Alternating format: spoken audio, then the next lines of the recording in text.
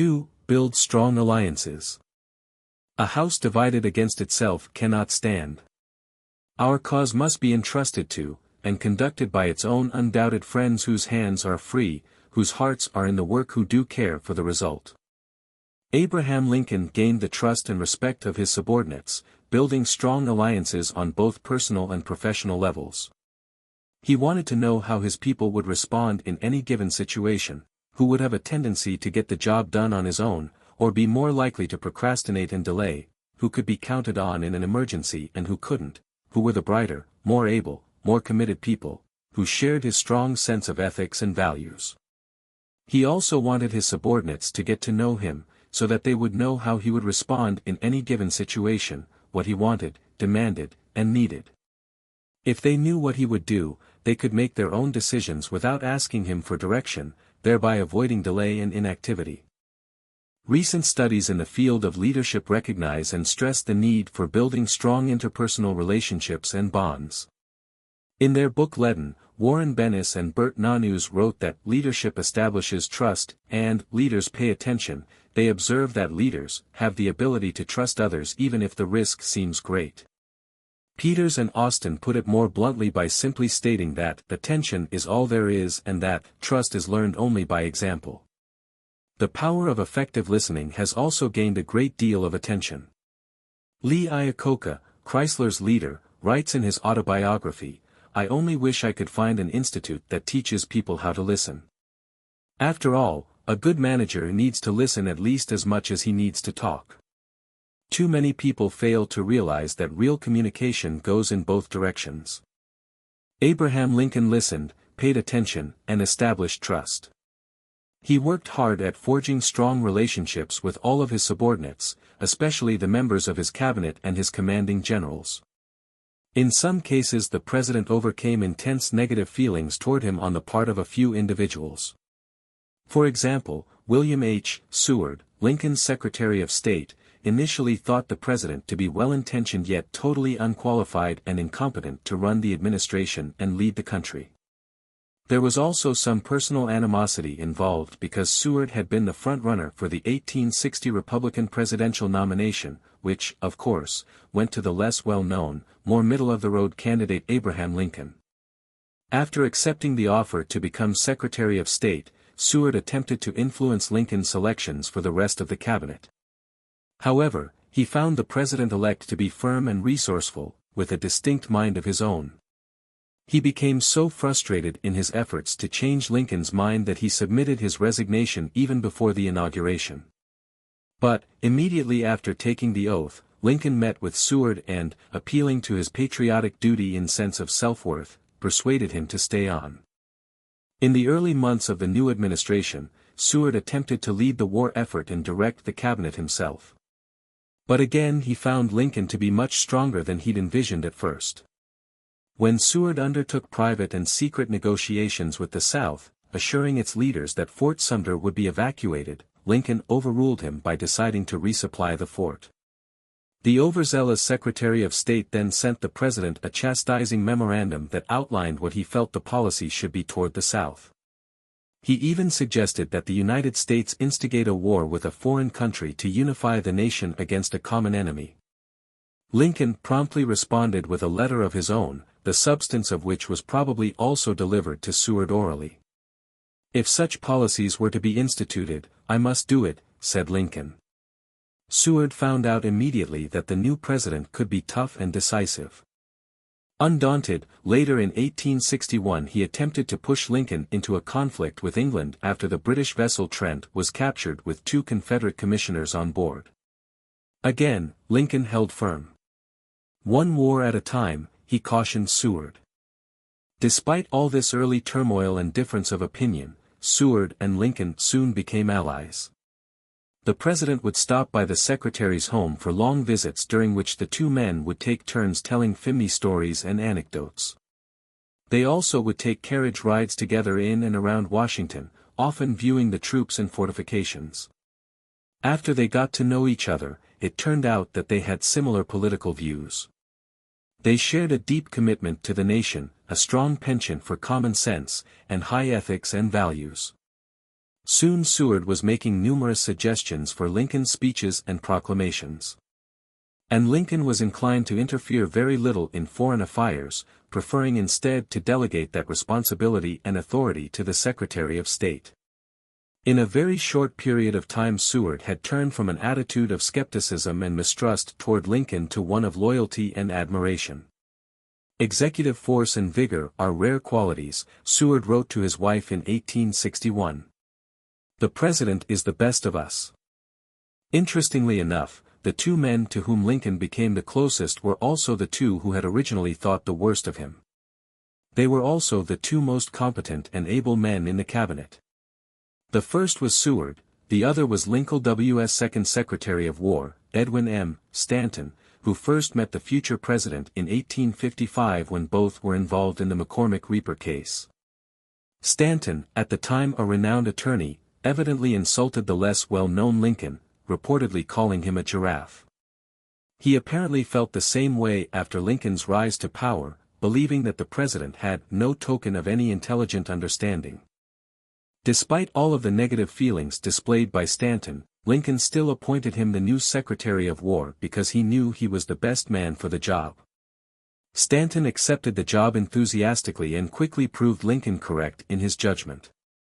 In a few months Stanton thoroughly revamped the War Department into an efficient organization. He worked long exhausting hours in a tireless effort to serve his country and win the war. Early in the administration, Stanton was friends with General George McClellan, and both had intense scorn for Lincoln. However, as time passed, and after he became Secretary of War, Stanton grew to dislike McClellan's delay tactics and began to appreciate Lincoln's quest for action and victory. He also supported men like Grant who fought and posted victories. Lincoln, Stanton began to think, was not the buffoon he originally believed him to be. Lincoln, in turn, came to respect, admire, and understand Stanton. He realized that under a somewhat surly exterior existed an honest, devoted, and thoroughly capable administrator. As a result, he let Stanton run the War Department as he saw fit. Often Lincoln would sign stack after stack of military commissions that he did not bother to read. He looked only for his Secretary of War's signature, thinking that if Stanton had approved them they must be all right. The two men became so close that when Lincoln arrived back in Washington aboard the River Queen early in the evening of April 9, 1865, it was Stanton who, with a bear hug, greeted him with the news of Lee's surrender at Appomattox. And, when Lincoln died, it was Stanton who is reported to have muttered, "Now he belongs to the ages." The president's son, Robert, also later recalled how Stanton Fbr more than 10 days after my father's death in Washington, called every morning on me in my room, and spent the first few minutes of his visits weeping without saying a word. Today's leaders can learn a thing or two from Lincoln's relationship with Seward and Stanton. Simply spending time together and getting to know one's subordinates can overcome mountains of personal differences and hard feelings. If followers learn that their leader is firm, resolute, and committed in the daily performance of his duty, respect can be gained, and trust will soon follow. Lincoln's approach won't work for everyone. Some employees simply will not come around. However, the vast majority, the most competent and honest ones, will. And should there be too many of those who don't see the merit in this approach, they could perhaps be construed to be in the wrong place. For all the successful relationships Lincoln had with key subordinates, he, too, had his share of failures. One notable problem manifested itself in the form of General George Brinton McClellan, the young Napoleon. Upon the retirement of General Winfield Scott, which Lincoln orchestrated, the president appointed McClellan general-in-chief. Even though the general had displayed a tendency toward inaction as commander of the Army of the Potomac, Lincoln admired the young man's confidence in his ability to organize and train the troops. He was also very popular with his soldiers, a fact that Lincoln viewed with approval. On the evening of November 1, 186-1, the day he appointed McClellan general-in-chief, President Lincoln visited the general at his residence to give him fatherly advice about the responsibilities of his new position. In addition to your present command, the supreme command of the army will entail a vast labor upon you, he counseled. I can do it all, assured McClellan. But Lincoln was not so sure that he could. And now that the young general was supreme commander, he saw a lot more of the president than he had previously. Not only was Lincoln there the first day he appointed McClellan to his new post, but he also visited him either at his headquarters or residence, nearly every day for the next few weeks. Often Lincoln would wander into the General P.S. office and make small talk or tell an amusing story. The president made McClellan feel important by going to him more often than he summoned the general to the White House. At many of these conferences the president listened, discussed, and in some cases directed a broad approach and strategy, but he always left it up to General McClellan to perform the task at hand. Lincoln used these meetings to assess the general and to let McClellan get to know him. After a time, however, McClellan began to dislike what he viewed as Lincoln's meddling. He failed to realize what the president was trying to do. After one short discussion in which Lincoln apparently made a few operational suggestions, McClellan remarked to a key officer, "Isn't he a rare bird?" After months of maintaining a defensive posture, McClellan made it apparent he was not going to act on his own. So the president was forced to give more direction. When he did, McClellan's attitude turned abrasive and disrespectful. One of the general's more remarkable snubs of the president occurred on the night of November 13, 1861, when Lincoln, Seward, and John Hay called at McClellan's house. A servant, while ushering the trio into the parlor, informed the president that McClellan was at a wedding and would soon return. About an hour later the general came back and, upon being informed that Lincoln was waiting to see him, marched past the parlor and went upstairs to bed. Hay and Seward were outraged, but Lincoln seemed to be less affected, remarking to the younger Hay that it was better at this time not to be making points of etiquette and personal dignity. Privately, however, he must have been disturbed by the episode because it was now evident that McClellan had mistaken Lincoln's visits to him as a sign of weakness rather than one of strength and resourcefulness. It is also significant to note that thereafter President Lincoln began summoning McClellan to the executive mansion rather than going to the general. During the course of their relationship, Lincoln treated McClellan with the same respect and dignity that he offered to Stanton and Seward. Lincoln did get to know McClellan, and McClellan Lincoln. Their alliance, however, had many highs and lows, was inconsistent, and troubled Lincoln deeply. Even though the president supported and defended his general to complaining congressmen and senators, McClellan seemed incapable of taking the field. McClellan, however, genuinely appreciated the president's support, for on February 22, 1862, only a few days after Lincoln's son died, the general wrote consolingly to him, "You have been a kind true friend to me during the last few months. Your confidence has upheld me when I should otherwise have felt weak." Lincoln eventually was forced to remove McClellan from command and later found the former general to be his opponent in the presidential election of 1864. His rift with the president having gained the attention of the press, McClellan was able to secure the Democratic presidential nomination, only to be soundly defeated at the polls. It hurt Lincoln somewhat not to have formed a successful link with McClellan, but at least he'd maintained his own integrity. The lesson to be learned here is to simply not give up attempting to build solid alliances. For every failed attempt like the relationship with McClellan, there may be two successful ones like Seward and Stanton. And even though his personal relationship with George McClellan was troubled, Lincoln did ally successfully with most of his generals. If they didn't like the constant changes in command he made, they respected his decisions. General Ambrose Burnside once remarked in 1862 to his staff, "If ever there was an honest man on the face of the earth it was Abraham Lincoln." And when General William S. Rosecrans was approached by some radical Republicans to run against Lincoln for the nomination of 1864, he responded that they were wrong to oppose Lincoln. "He's in the right place," admonished the general. Even Ulysses S. Grant refused to run for president as long as Lincoln wanted the job. Lincoln gained commitment and respect from his people because he was willing to take time out from his busy schedule to hear what his people had to say. It's no different when you're running a business. If you stay in touch with the people who comprise the foundation, you're more likely to gain an advantage that helps you to win the war against stiff competition. Less the people who are closest to the consumer and the product who know how to win. And, almost always, they will want to offer their ideas. Lincoln's success in forging alliances could be attributed, in part, to his deep understanding of human nature.